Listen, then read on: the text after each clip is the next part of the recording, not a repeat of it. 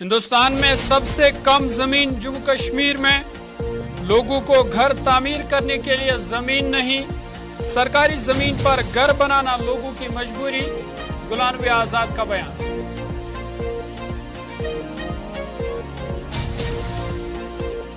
Jammu Kashmir tank owners association हड़ताल पर, 180 petrol pump खुश्क होने के इम्कान, जम्मू के पेट्रोल पंपों पर लोगों की भीड़।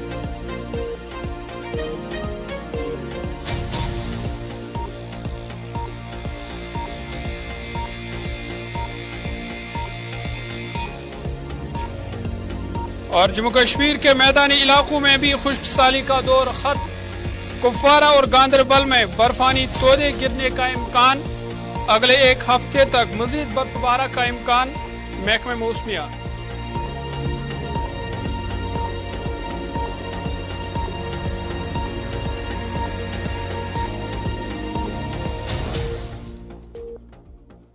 अब पेश खबरों की तफसील। जम्मू कश्मीर के लेफ्टिनेंट गवर्नर मनोज सिन्हा ने कहा है कि निजी तालीमी इदारे को इस बात को यकीनी बनाने के लिए कुछ इकदाम करने चाहिए कि माशरे के तमाम बिलखुसूस पसमानदा तबकात को तालीम तक रसाई हो। उन्होंने कहा कि तालीम के शोबे की तब्दीली हमारी वाबस्तगी होनी चाहिए। निजी तालीमी इदारों को इस बात को यकीनी बनाने के लिए कुछ इकदाम करने चाहिए कि तालीम सबके लिए काबिल रसाई सस्ती हो, ताकि समाज के पसमानदा तबके को फायदा पहुंचे और तालीम का शोबा सही मानों में शामिल हो। एलजी मनोज सिन्हा ने जम्मू में एक इफ्तिताही तकरीब के दौरान इन बातों का इजहार किया।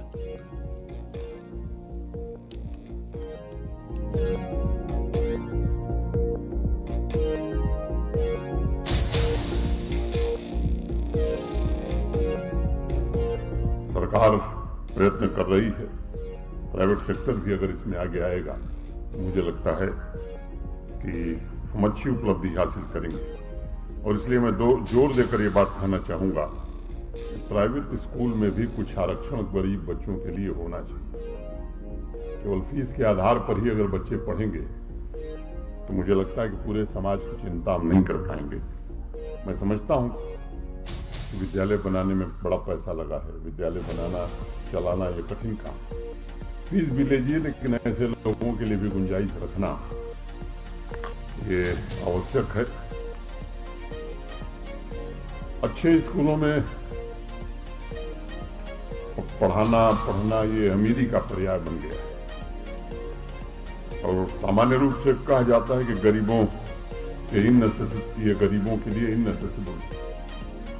इस कलंक से भी देश को बाहर निकालना होगा और ये कुछ हद तक सच्चाई भी है, यही छवि बनी है, उसे तोड़ने की आवश्यकता है। और मैं उनसे अपेक्षा करूंगा कि शुरुआत आप ही करिए, मुझे प्रसन्नता होगी। एक दूसरी बात, वैश्विक परिवर्तनों को देखते हुए शिक्षा का पूरा जोर स्किलिंग पर ज्यादा से ज्यादा हो गया है। क्रिटिकल थिंकिंग पर जोर देने की जरूरत है, नैतिक मूल्यों पर जोर देने की जरूरत है। स्कूल मात्र सर्टिफिकेट के सेंटर न बने, बल्कि इनोवेशन के सेंटर बने। इस पर अगर ध्यान दिया जाएगा तो मैं समझता हूं कि हम एक उपलब्धि हासिल कर सकते हैं। किसी भी समाज या राष्ट्र के लिए सबसे महत्वपूर्ण संसाधन युवाओं का टैलेंट भी है और कैरेक्टर भी है। ये दोनों साथ साथ आगे बढ़े। जम्मू कश्मीर डीपीआईपी पार्टी के सरबराह गुलाम नबी आजाद ने कहा कि हिंदुस्तान में सबसे कम जमीन जम्मू कश्मीर के पास है। उन्होंने कहा कि यहाँ 80% सिर्फ पहाड़ है, जिस वजह से जम्मू कश्मीर के लोगों को खेती करने के लिए भी कम जमीन बची है। उन्होंने कहा कि जम्मू कश्मीर के लोगों को घर बनाने के लिए भी जमीन बहुत कम है। गुलाम नबी आजाद ने कहा कि 75 साल में जो 70% आबादी में इजाफा हुआ है, सरकारी जमीन पर घर बनाना उनकी मजबूरी है। गुलाम नबी आजाद ने जम्मू में एक अवामी जलसे के दौरान इन बातों का इजहार किया, जहां लोगों की खास तादाद ने इजलास में शिरकत की। इस मौका पर पार्टी के सीनियर लीडर ताज मोहद्दीन, सलमान निजामी और दीगर लीडर भी मौजूद थे।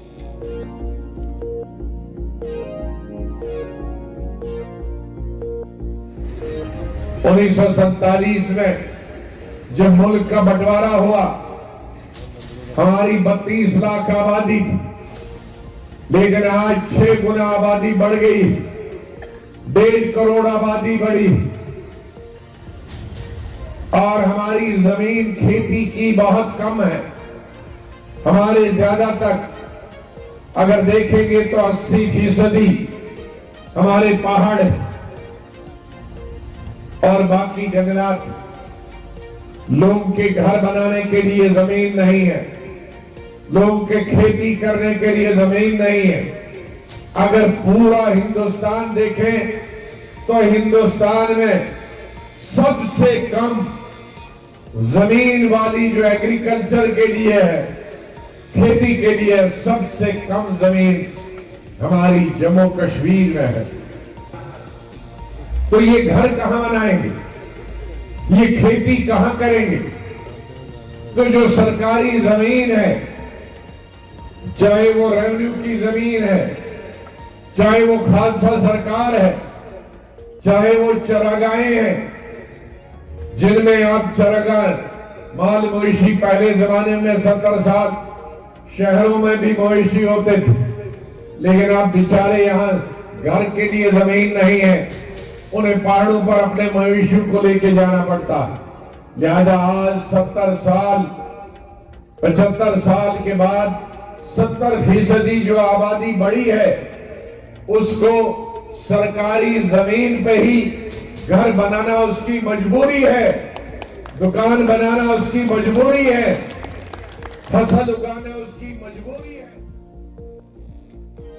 साबका वजीर और अपनी पार्टी के सीनियर लीडर चौधरी जुल्फकार अली ने कहा कि जब अवाम के चुने हुए नुमाइंदे न हो तो लोग तरह तरह की मुश्किलातों में आते हैं। चौधरी जुल्फकार ने डाक बंगलू राजौरी में इन बातों का इजहार किया। इस मौके पर अपनी पार्टी के दूसरे लीडरान भी इजलास में मौजूद थे।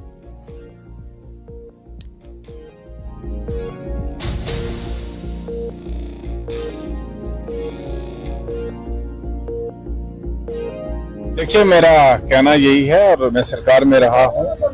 हम जब सरकार में थे, हमें भी एक बड़ी रोजी पिक्चर यहाँ पे दिखाई जाती थी कि ग्राउंड में सब कुछ है, ग्राउंड में सब कुछ हो रहा है, डेवलपमेंट हो रही है।